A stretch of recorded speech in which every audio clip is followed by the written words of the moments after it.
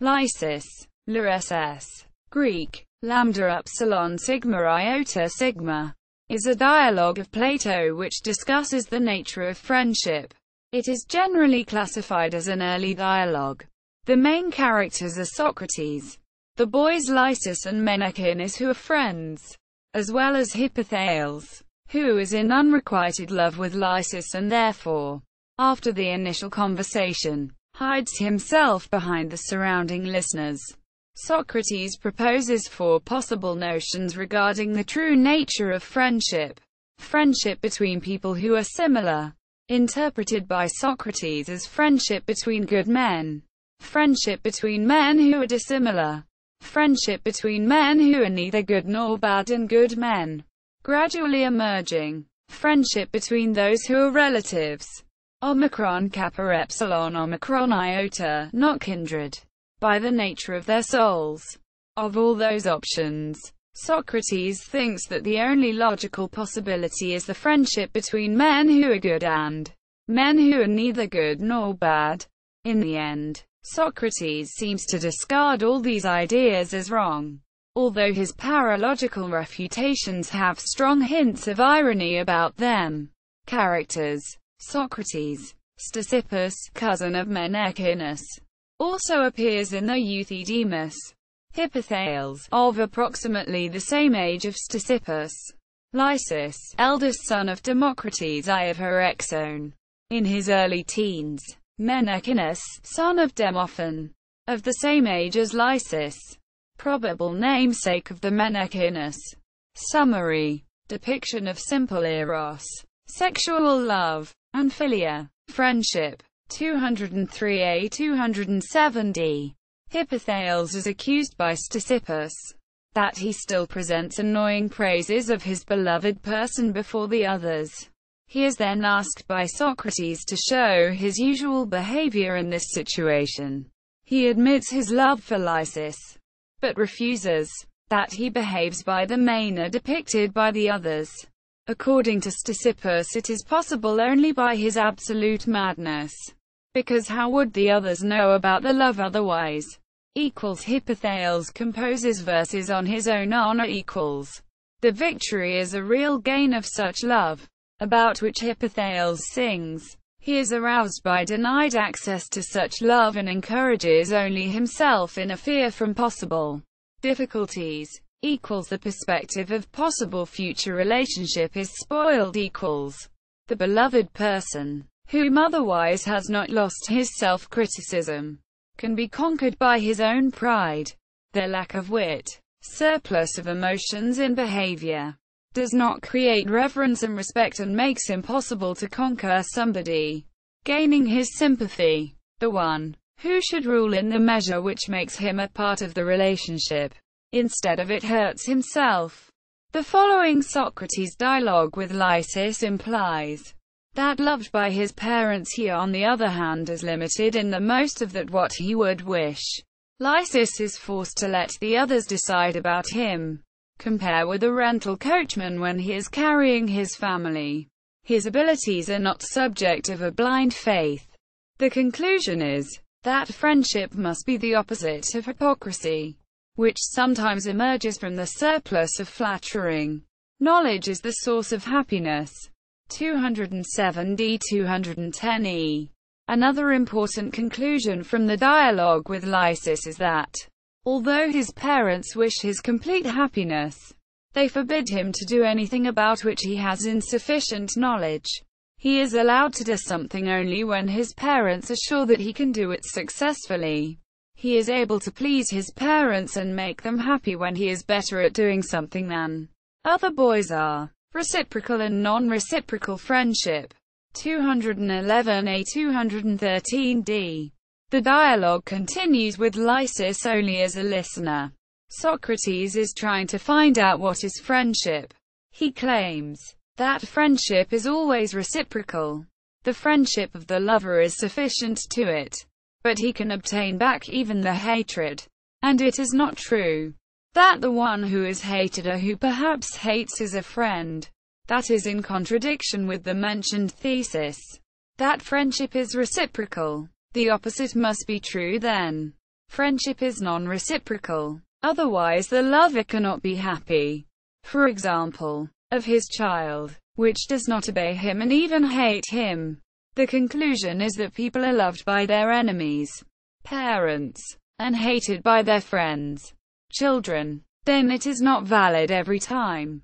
That lover has loved his friend. This is in contradiction with the premise saying that friendship can be non-reciprocal. Like is friend to like. 213e 215c. Bad men do not tend neither towards other bad men nor the good ones. The former can be harmful and the latter would probably refuse the disharmony. On the other hand, the good men can have only no differences to be good and have therefore no profit from each other. They are perfect and can be in love only to the extent to which they feel insufficiency. Therefore to no extent. Unlike is friend to unlike. 215c 216b. The opposites attract one another. For example, the full needs the empty and empty needs the full. But this is not right in the case of human beings. For example, good versus evil, just versus unjust. The presence of bad is the cause of love. Philia. 216c 218c. Searching continues in an attempt to determine the first principle of friendship. The friendship must consist only in itself. Perhaps it is the good itself. But it would not be for itself the everything unless the evil is present.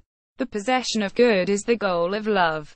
Philia. 216d 219b. The friendship must not lead us to something else, like to the evil. Must be itself only thanks to its own opposite.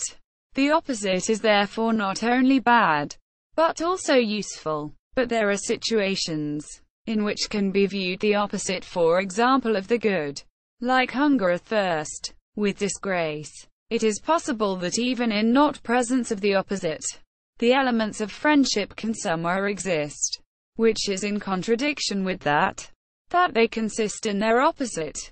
The possession of the good by definition of friendship is therefore retained along for a while.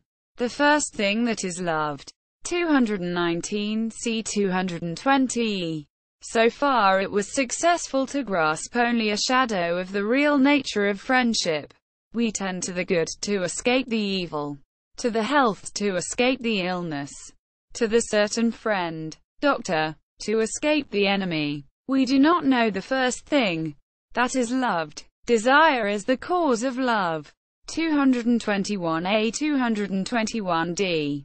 The friendship can have another reason than a way to the good, escaping the evil. It can be desire, longing for a something. By such way is responded to insufficiency, to our limitation in something.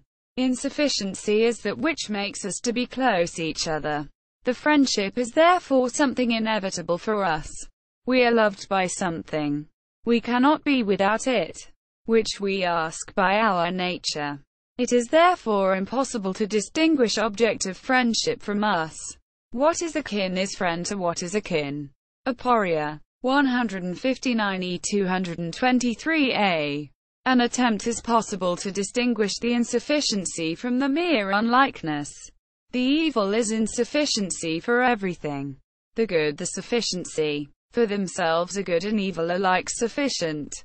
However, they cannot be friends, the ones who are akin to themselves. From the point of view of the first principle of friendship, the distinguishing the insufficiency from the unlikeness was not successful.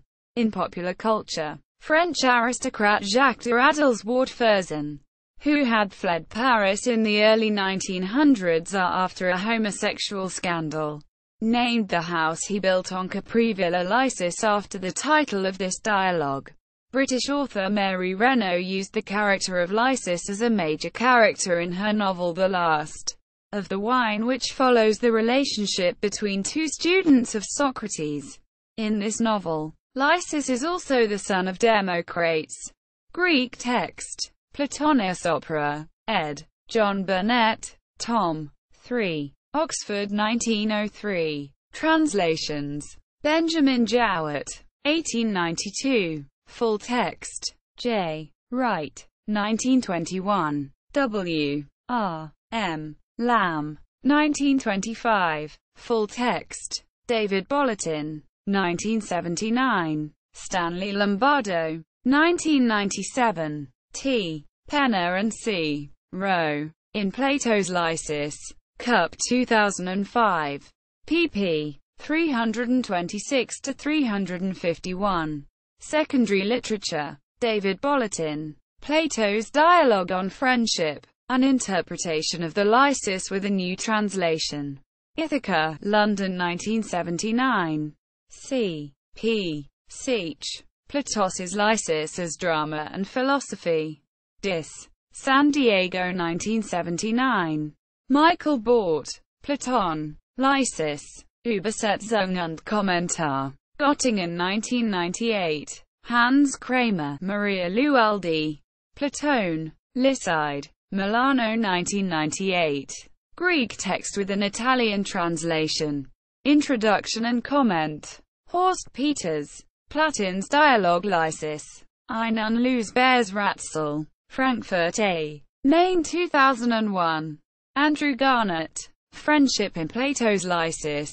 Kua Press 2012. Media related to Lysides at Wikimedia Commons. Works related to Lysis at Wikisource. Approaching Plato. A Guide to the Early and Middle Dialogues. Free audiobook version of Lysis translated by Benjamin Jowett. LibriVox. 1914 translation.